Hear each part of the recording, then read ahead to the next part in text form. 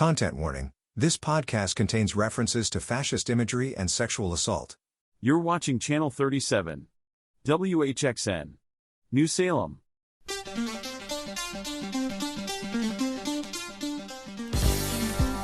From out of the depths it came. Here's some more After Midnight from Channel 37's Midnight Movie Show.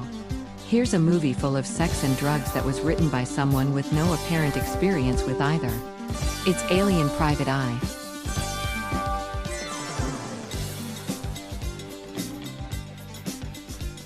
Hello and welcome to Channel 37's Midnight Movie Show. I'm Dan, and with me are Dave. Hello. Mike. Hello. And Will. Like a thermonuclear device.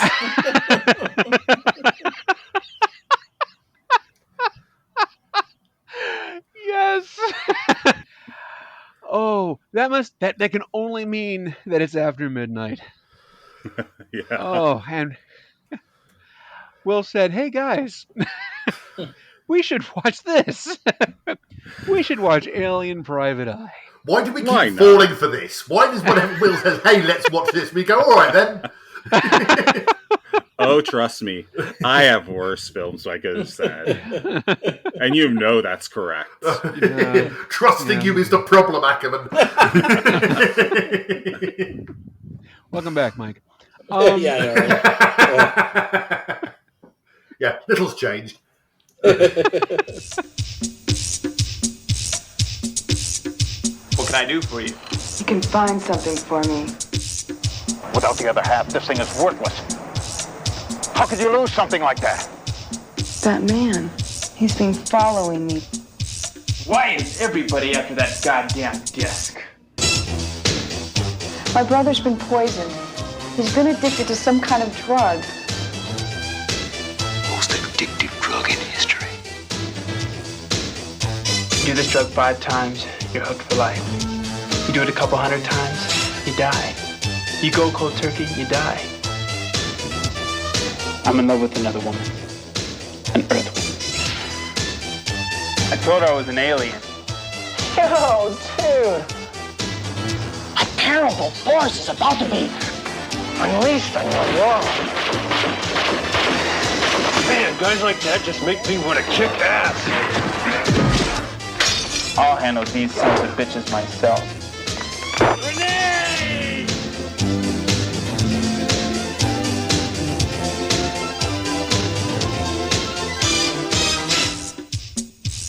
She saw my ears. Why don't you get those things clipped, dude? Yeah, right. Then when I go back to my own planet, all the people there will think I'm an asshole. Oh, Will, why did you pick this? So there are a couple of reasons. One, because we had already covered Action USA, and I'm blanking on and Spookies, which were the other two movies that were covered on a particular episode of Best of the Worst. So I was like, why don't we complete the trifecta? But also, this is a film that had been on my watch list on Letterboxd for like 2 years, because I'll just occasionally go through and be like, I want to see, like, terrible films I haven't seen, and okay, cool, I'll remember to watch them later. And earlier this year I did, and within like 10 minutes of the film starting, I was like, yeah, this is going on like the special list. Yeah. The special list. Okay. I assume that this was everybody's first time watching this. You would assume, well, correct. except for me. Yes, yeah. Except Will. Yeah. Okay. Yes, up to this point, this film has had yet to bless my life.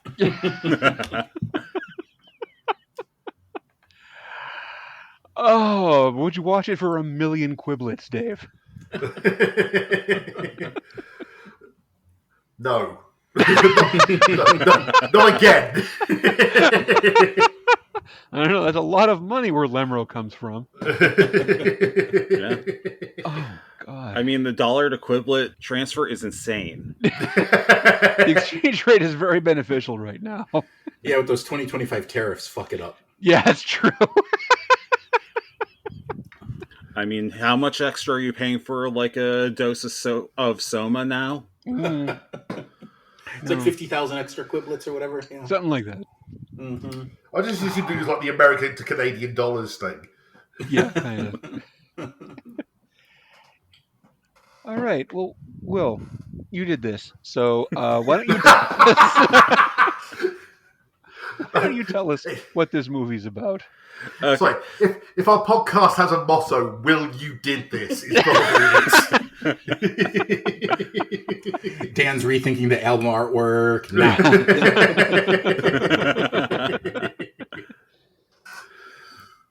Okay, then. So, the film centers on Lemro, who is our title alien private eye. He is from a distant planet where people have Spock ears. Really bad-looking Spock ears. Correction. Anywho, in the first 10 minutes of the film, he goes on, saves a young woman, like 2 different times. They go disco dancing, they have sex, and then she's grossed out by his ears, either because she believes that he is an alien or he's a Star Trek enthusiast. You're not sure which. No, he got his ears caught in an industrial rice picker. Yeah. Meanwhile, there's a gang war between 2 drug dealers, and then when one drug dealer wins, an even eviler drug dealer, Kilgore, kills the first drug dealer, and it's like, I'm taking over the drug trade here, and also I'm taking like half of this frisbee that everyone seemed to want. Meanwhile, the other half of the frisbee is held by the young woman whose name is Renee. Yeah. Oh, Renee. Not that anyone's name in this movie matters half the time. At his office, Lemro is approached first by a woman named Electra, who's also an alien, and then by another man by the name of Scamma, who's also an alien. They both obviously want the disc, but they're kind of being cagey about it all. Long story short, though, Renee's brother got addicted to the drug that Kilgore is dealing, which is called Soma, which is ultra addictive and also ultra deadly after so many uses. There's a bunch of back and forth. The film briefly becomes a after-school special about drug addiction, and then they go and fight. They kill Kilgore and retrieve both halves of the disc, and everyone's happy. And also, I guess Lemro is staying on Earth with Renee, or they're going back to the alien planet, or I don't know. The film just kind of ends. Like, it's basically a canon film where it's like, okay, we filled up 90 minutes, we're done. It doesn't end so much as stop. Mm-hmm. Yeah. All right. Well, Will, thank you for that. Yikes. Okay. I guess we'll start with you, Will. Tell me what you were thinking. So, it's a terrible film, but it's just like gloriously terrible. Like, like I said, in the first 10 minutes, we have 2 fights. We have like the worst Michael Jackson impersonation, and then we have a number of other things. But also, the film does something very curious that you don't really realize until you're further into the film, which is cribbing its plot from the Maltese Falcon. Oh yeah. Mm-hmm. Right down to the fact that somebody is doing literally the worst Peter Lorre you've ever heard. Mm-hmm. It's like Peter Lorre by way of Boo Berry. Yeah. And, I mean, kudos to the actor. He's used to, playing roles where he's dressed up as a gorilla. But, yeah, no, it's just like... it's just hilariously stupid constantly, and like I said, it turns into an after-school special for a little bit because it's like, okay, cool, we're gonna go and hole up for like 3 days in a hotel and get over our drug addiction, and also by the end you're not sure if Lemro is really into Renee or really into her brother, but regardless. Also, he's dressed up as Michael Jackson for like the first half of the film, and it's like, okay, that's a choice. I mean, to be fair, he's dressed like Michael Jackson for the whole of the film. He just goes through several kind of costume variants. Like, if he was a series of action figures, there would be sort of like there'd be regular Lemlo, kind of undercover ninja Lemlo, and then sort of like denim tassel nightmare Lemlo. Yep. Laser Gauntlet Lemro. All right. Well, Will, thank you very much, and I'm sure we'll dive into various aspects of things as we go. Mike, how are you, sir? I am doing well. I am so glad to hear that. Yeah. Yeah. So, well, as I said, welcome back. Tell me, what your experience was watching this movie. This was a perfectly cromulent movie. It was fine. It wasn't terrible. Some, Excuse me. I didn't say it was good, man. I said it wasn't terrible. Yeah, I still take issue with the statements. Okay. Yeah, no, it was. I think I was amused by it more than anything else. Yeah. Like, it starts out with. It's like you can see in the beginning, like, the Terminator influences. Like, there's legitimately a shot where he stops and, like, looks around like Arnie does shortly after he arrives in the first Terminator movie. So I'm like, okay, by the title, I know he's an alien, but is he also a cyborg? So it had my interest. And then it did what it did. It did exactly what I expected it to do, which was not entertain me. So, it was absolutely fine. It was a 1980s action movie with a lot of stuff that didn't make sense, with a MacGuffin, with drugs, with a bunch of gangs, and I was like, okay, you're doing what I expected, movie. So you do you. Okay. Give the little brother a pat on the head, and you do you. And would I watch it again? Yeah, maybe. I actually might. It's definitely a good bad movie night movie. Yeah. I mean, if for nothing else, just like the Michael Jackson-ness of Lemro in those first few minutes, just sitting someone down and like not telling them a damn thing about it except maybe the title, and have them look at you being like, the hell is this? Yeah. Like that would entertain me if I did bad movie nights, Yeah. So that's sort of my takeaway. All right. From yeah. Okay. Yeah. All right, Dave. Have at it.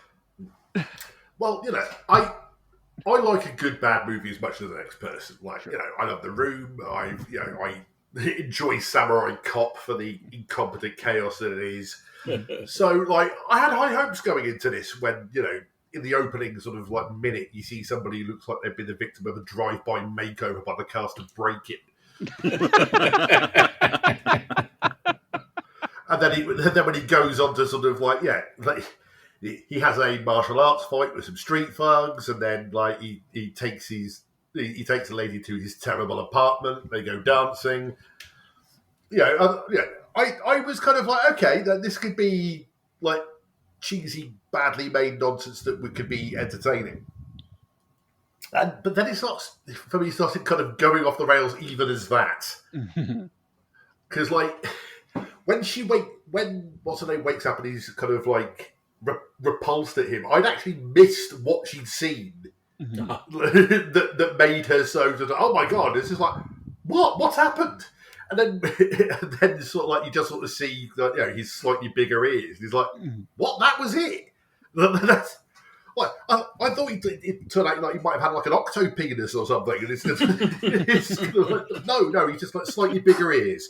And then it starts wholesale homaging the Maltese Falcon, complete with terrible Peter Lorre impersonation, and like I feel sorry for that guy because like they clearly thought it would be funny to do it with a Peter Lorre impression, and then realised they were locked in with it for the rest of the film. Right. But like the Maltese Falcon is one of my favourite films, and this is no Maltese Falcon. Like the guy playing Lemlo has the charisma of an IKEA flat pack furniture box. Not even the furniture, the box it comes in. He talks. He talks like a character in an RPG, but he's talking to other people. Sort of like, what thing? What happened? What happened then? And like they're just kind of like responses just to keep the other person's dialogue going. So that wasn't great. And then like it just gets a bit boring in the middle. Like, this whole Soma. Yes, we've read Brave New World. Well done. And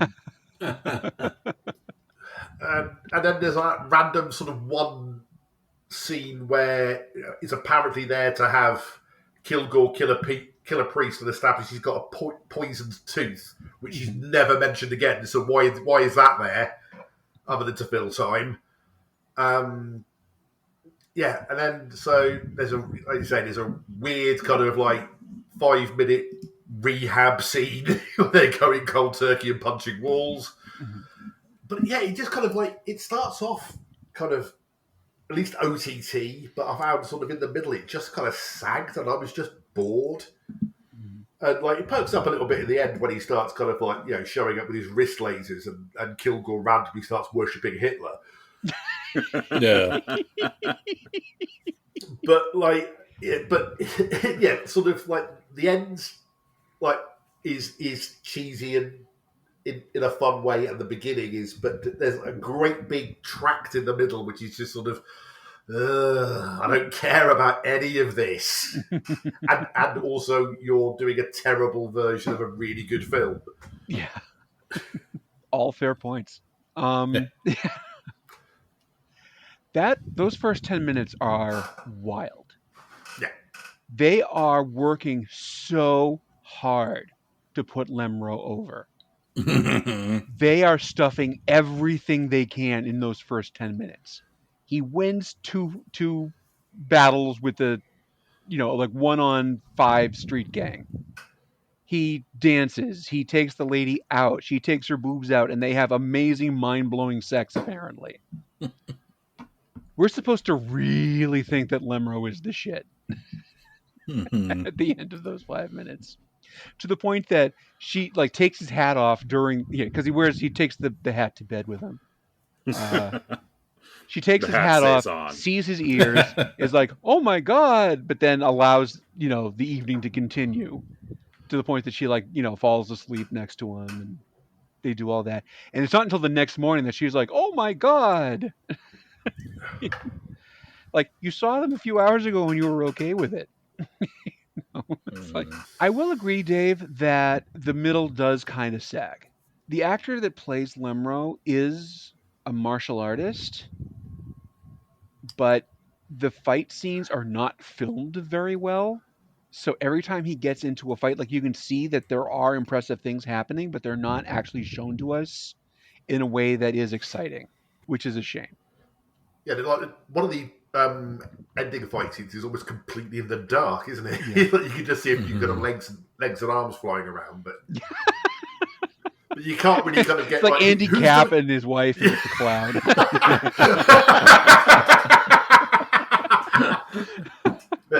A martial arts style known as British. Yeah. Oh. But Dan, I'm glad you said that the actor's background is actually martial arts. Mm-hmm. I thought this was... I'm glad you said that because I was going to ask, because I was wondering if he was a martial artist or a dancer. Mm-hmm. I don't know if we were in the... Because that's Jean-Claude Van Damme's background, right? Dancer? I believe so. Am I right in assuming that? I know that he's got some dance training. I think he is also a martial artist. Oh, okay. But all the same, I thought this guy had that background, was a dance background, as opposed to a fighting one. But I hear what you're saying, and now I can see it the way you were explaining. So yeah. I just wish that those scenes had been shot better. Yeah. In fact, that's kind of a thread throughout the movie. One of the main knocks that I have against this movie is that it's actually very poorly edited. Mm-hmm. Anytime that you have a conversation happening between two people, the camera moves back and forth between those two people. Person A, cut person B, cut person A. And then there's always like a half second too long between cuts. And so people are just talking like, we're looking for the disc. Where did you see it last? This person over here had it. How did he get it? It's just a little bit too long between lines. Mm-hmm. And it all that does is really drill home. Honestly, the actor that plays Lemro is a terrible, terrible actor. He's a very terrible actor, and I'm sorry, but he's just not good. And the editing, all the editing does is kind of wait, give you a half a extra second to wait to see how he's going to say the next line. I think is that those pauses that reminded me of like a video game, like an RPG kind of exchange. Yeah, there's slightly, because it's almost like it's like we're watching somebody else's kind of playthrough, and like we're just waiting for them to pick the response. Yeah. Mm-hmm. Yeah, you don't get like the little response wheel under Lemro. I mean, like, if somebody made this into an RPG, I'd probably play it. Yeah.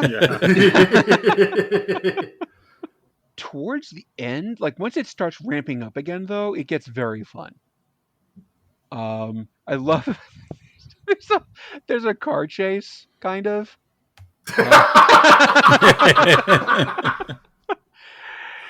And you could tell that, like, this is where they were going to spend a big chunk of their budget, because they had like this little car just kind of hit another car, just kind of very carefully, like, kind of glides up behind another car and tink, and then it's just boom, just enormous fireball of flame. I was like, in a way, the whole him being an alien thing is almost inconsequential. Yes. Yeah. I mean, like, you could have removed the alien side of it, and like you wouldn't have had to rewrite it much. Like, it could have just been that Soma was a new designer drug. Yeah. Like, it didn't have to be alien. Yeah. Yeah. Like, he has no like alien abilities, unless you count rhythm. And he has, but there's no kind of like special kind of things that he can do as an alien that a person couldn't do.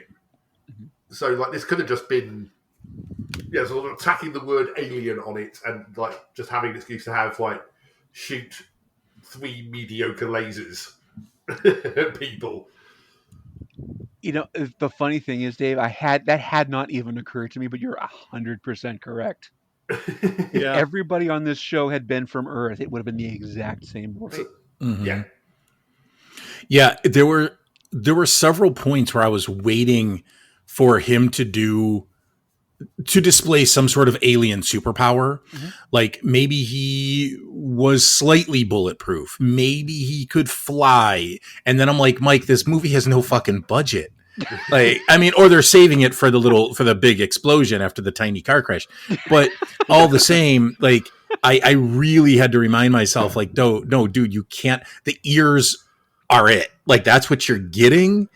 And the only other alien thing is they found a black plate and they used a silver Sharpie to scribble some ruins on it or whatever, like, and so I just had to kind of get over my limited expectations. I have to say, slightly bulletproof is the most wonderfully naff superpower of it. Ow! Stop it! It's only gone partially into my spleen. Like, honestly, like, I agree with Dave. Like, that is something that I came away from this viewing with. Him being alien is almost incidental to the plot. Mm-hmm. Like, basically, it's there for the occasional bit of conversation of like, oh, she's from Earth. I'm an alien. Yeah, I could get surgery to remove my ears, but what if I ever went home? And then everyone, and pretty much people being like, you're a legend back on our home planet. Mm-hmm. And it's like... they kept saying it, but they never said, what for? Like, it's not why... Like, is he just like a legendary layabout? Like, oh yeah, we've all heard about that loser Lemlo. God, get a job. He's like, Mr. Shoulder Pads, 1986. And then briefly, there's the point where it's like apparently the liquor Chambord comes from space, I guess. And it's like, because literally, so basically, there's a scene where Lemro brings out like a bottle of liquor when he's with Skama, and it's just like, this is the nectar of the gods from our home planet. And it's like, that's a bottle of Chambord.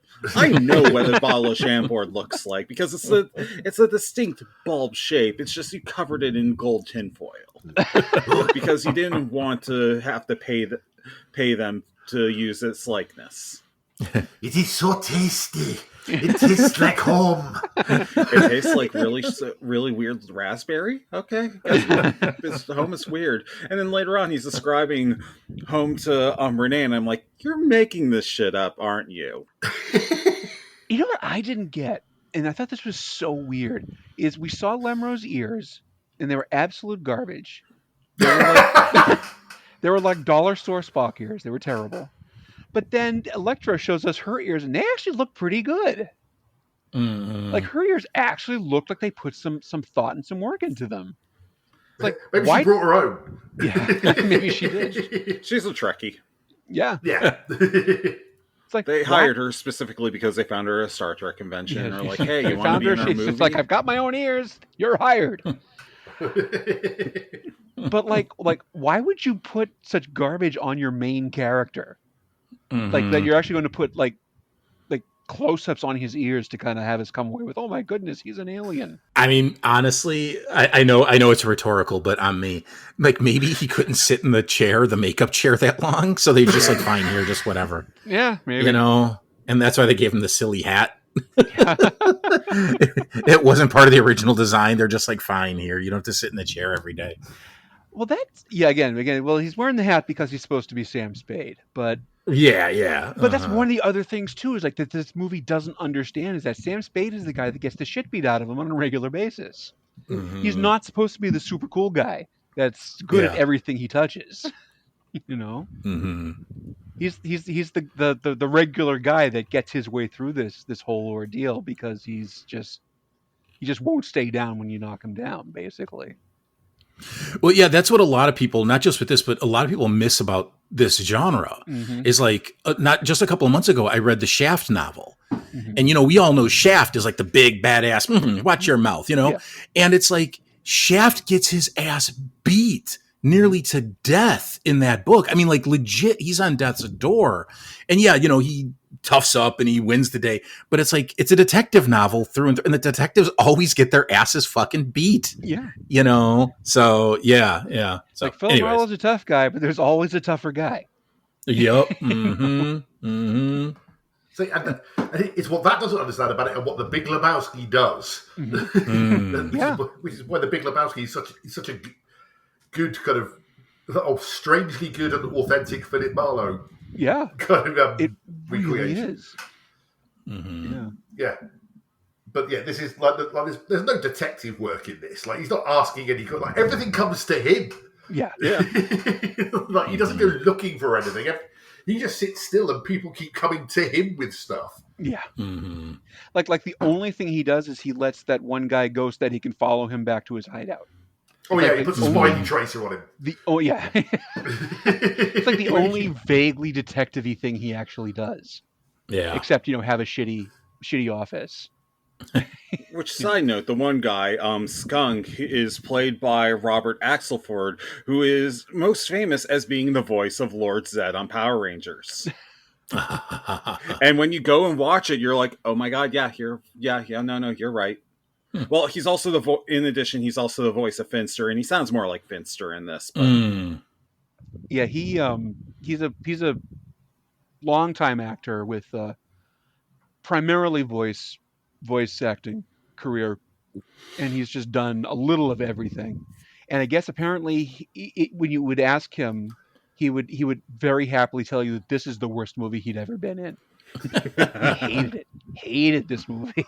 And it's funny too, because if I didn't know better, I'd swear that this was a vanity project, because it's absolutely got that vibe to it, where, you know, it's like the main actor is also the writer and the director and what have you.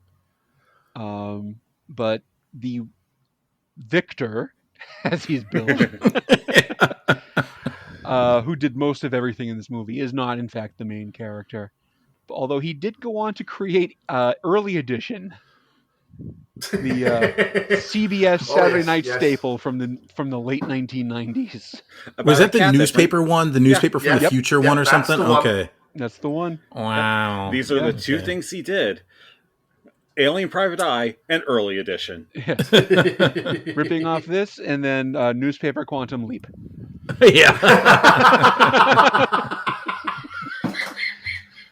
Yeah. So, what if we replace Dean Stockwell with some paper? Paper and a cat. Paper and a cat. Yeah. And a cat. Well, you got to have something on in between Dr. Quinn and Walker, Texas Ranger. Do we know, like, is static not an option? It was Saturday night. It might as well have been. Yeah. And like I said before, John Alexander, who played Skama, he of the terrible Peter Lorre impersonation, is mostly famous as a costume actor.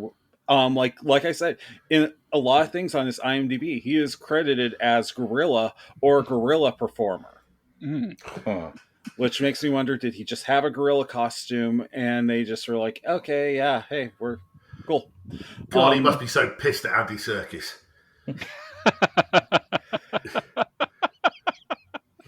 Like that, he's just taken his livelihood away with CGI monkeys. Like, you know, he's done now. Yeah, can't get arrested in the town. Yeah, because he was in the Planet of the Apes, the Marky Mark the one? 2001. Yeah, Tim Burton. Yeah, Tim Burton. Yeah. I can remember Tim Burton's name for a second. Yeah, see, I bet when they heard they were making another one, he was just like, "Yes, I'm back." It's like, what do you mean, Andy Serkis is doing it?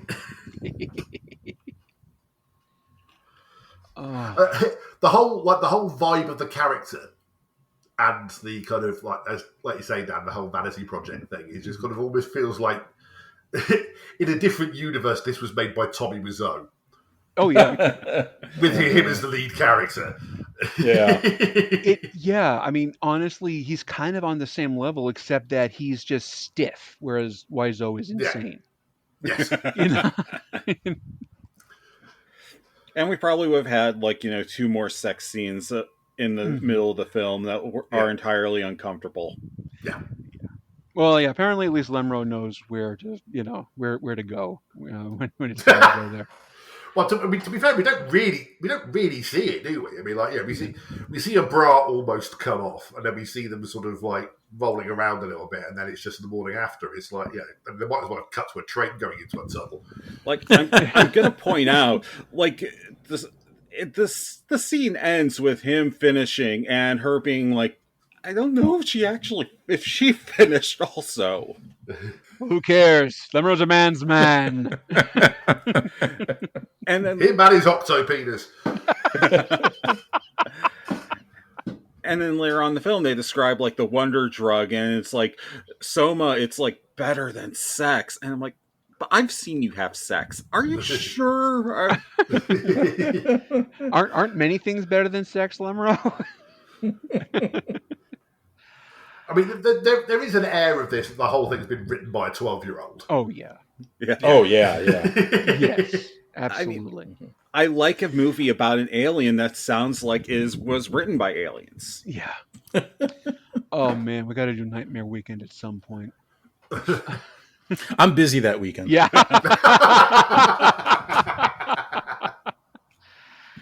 Just by title alone, I don't even know. I'm good. I'm good. It's like a bot wrote a horror movie script, but then they actually filmed it. Oh, okay. I do question the economic viability of a drug that's guaranteed to kill you upon your fifth use of it. How long are you able to actually keep your customer base? For 200 doses. Yeah. The thing I loved about it is the fact that nobody has any idea what people shooting up drugs looks like. They keep using a swab. Yeah. They keep swabbing it. Well, it's to keep you from noticing that there's nothing, that they aren't actually poking anyone with a syringe. Yeah. Well, and it's those big ass syringes, not the ones you actually use when you fucking shoot up. Mm-hmm. You know, it's like, what was this decision here? Is that all they could get their hands on? It's bigger, so it's something? What are we doing here? It's like the syringe that you used to inject broth in your turkey. Yes. Yeah. Yeah. Maybe you wouldn't die after 5 doses if you didn't use those. Yeah. Oh, can we talk about how apparently no one can tell the difference between Renee and that other lady? Oh, yeah. Like, they're not wearing the same clothes. Nope. The skirts are different colors. Mm-hmm. They don't look the same, except for I think they both might be blonde. Mm-hmm. And it's like, I saw that and I'm like, he's like, Renee! I'm like, do all of us humans look the same to you, dude? Because they don't look the same at all. The other woman is considerably taller. Yeah. For context, there is a scene where, the villain has a girlfriend who he gets addicted to the drug, and then he gets tired of her, so he's going to kill her anyway. He's kidnapped Renee at that point. Mm-hmm. And he's just like, you give me the disc and I'll give you Renee. They give him the disc and he's like, okay, I'm going to give you Renee. And then a truck passes by and then they're like, cool, we're going to switch you out with my girlfriend. And that, which by the way, insane planning, because it's like, okay, we have to wait for the truck to come by. And when you see I shot her, you're definitely not going to come at me for revenge or anything. Mm-hmm. Like, there's no point to it. What is the point to it though? Like, right. Yeah. Like, I'm going to swap Renee out for this other woman. I'm going to kill this other woman, make you think it's Renee. Then I'm going to take Renee back to my hideout and kill her there. Yeah. What? Why? Just so he can storm the castle and rescue the princess. That's legit. Yeah. It's plot armor. That's all it is. Written by a 12-year-old. Yeah. Mm-hmm. Who has told you all of this after eating too much sugar? And then this happens, and then this happens, and he swaps the girlfriends out, and he doesn't know. He thinks it's his girlfriend, but it's not. It's the other person's girlfriend. And you know that it's written by a 12-year-old too, because it's like, how do we make this the worst guy in the world? First, I'm going to rape you. Then I'm going to kill you. Mm-hmm. And then I'm going to talk to Hitler's picture. Oh, Hitler, who art in hell. It's like we just gloss straight over St. Anthony. Help me find that disc. Where's the disc, Hitler? Like, I'm just watching that scene the first time, and he goes into his little man cave and walks by the picture of Hitler. I'm like, why is there a picture of Hitler on the wall? Okay, they're not going to go into it, but fine. And then literally like a minute later, he's praying to Hitler, and I'm like, okay. I love that Lemro is like searching the hideout at one point, sees the picture of Hitler, and is just like, huh. There's a part of me who was like, are you supposed to be an alien also? And you just were like, I read about this Hitler dude, and I'm going like, yeah, he's cool. And no, he's not. Oh, God. I'm surprised they didn't have a guest starring Hitler as himself. I don't know why, but I just had flashbacks to Hack-A-Lantern with the You're the Devil's Son. Oh, yes, yeah. Bloody Hack-A-Lantern. Oh, nothing but the best, Dave. Oh, yeah. That is, every week is a buffet. And the thing is, I'm not even sure this is the worst sci-fi film that is directly cribbed from a Humphrey Bogart film that I've seen. No. Because I don't know if this is worse or Barbed Wire. Yeah, I was going to say, you're about to evoke Barbed Wire, aren't you? Yeah. That's just Casablanca, but, in the future. Yeah. With Tamura Morrison as Ingrid Bergman. I think we can all agree this is a film we experienced. Yes. I'm telling you, if the next time that I find myself in a bad movie night situation, now this is probably something I would do. Oh, yeah. I do think that this would benefit from an audience. I think that if you were in a room full of people that were of the mind to make fun of something, I think that this would give you material. Well, gentlemen, thank you for being here. Always a pleasure. Thank you for listening. Please take care of yourselves, drink some water, and go to bed. Channel 37's Midnight Movie Show was presented by Will Ackerman, Dave Probert, Michael Sims, and DJ Toland. We're back, and roughly the same as ever. Dan didn't get an outtake, so just pretend I burped or something.